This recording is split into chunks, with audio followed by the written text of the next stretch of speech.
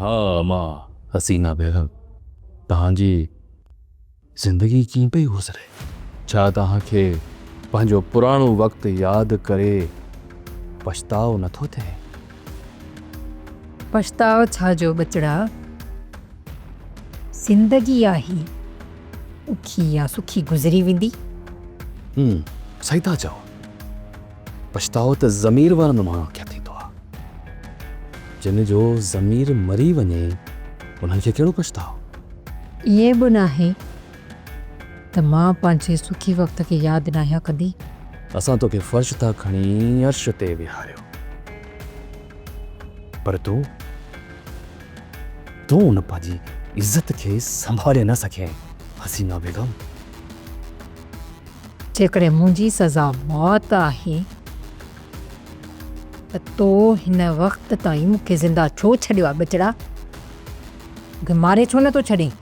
तोखे इहा मोहलत तो ते रहम खाई नाहे ॾिनी, बल्कि इन करे ॾिनी आहे त तोखे पछताव थिए, तोखे तुंहिंजो ज़मीर झंझोड़े।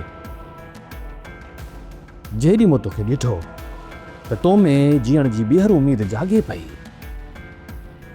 उन ॾींहुं मां तोखे भयानक मौत ॾींदुसि। हिन वक़्तु तो ज़िंदा लाश आहे जंहिं ते मौत जो को बि फ़र्क़ु न पवंदो। इन ई करे मां तोखे ज़िंदा रखियो पियो अचां, पर इहो वक़्तु घणी देरि न हलंदो। मौत जो मज़ो त तोखे चखणो ई पवंदो।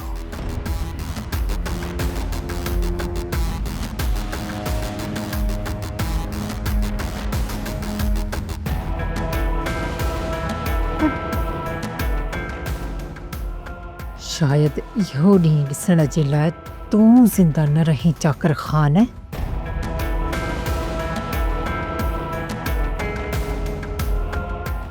सुणायो हसीना बेगम खे मारण वारो कमु तूं सुठो नथी करी।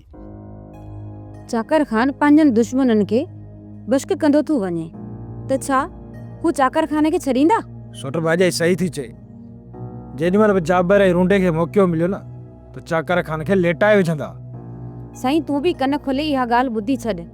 जे इन चाकर खान मरी वियो न त इहा हसीना बेगम आज़ाद थी वेंदी ऐं उन ई जाइ ते असांजी छोकिरी क़ैद थी वेंदी। सामल खातूं सही थी चवे। इहा हसीना बेगम ॾाइण मुई चङी आहे। जॾहिं बि इहा ज़रूरत पई न त हुनखे चाकर खान पाण ई मारे विझंदो। असांखे हिन मसइले में टुणकण जी का बि ज़रूरत न आहे चाची। चाकर खान त पंहिंजे भाउ जे कातिल रूंडे खे बख़्श करे छॾियो। हसीना बेगम त उनजी वेगी मां आहे, उनखे किथे मारींदो? सोट तूं आख़िर ॻाल्हि खे सम्झी छो नथो? अड़े बाबा हे चाकर खान जे घर जो मसइलो आहे, उन में असांजो छा वञे? सम्झी नी ॻाल्हि खे। उन घर में असांजी बि छोकिरी आहे। साईं तूं आख़िर छो नथो सम्झी? जेकॾहिं उनखे कुझु थियो त छा असां पंहिंजे पाण खे माफ़ कंदासीं? सब्सक्राइब कयो असांजो official YouTube channel Sindh TV HD drama ऐं वधीक अपडेट लाइ बेल आइकन खे क्लिक करियो।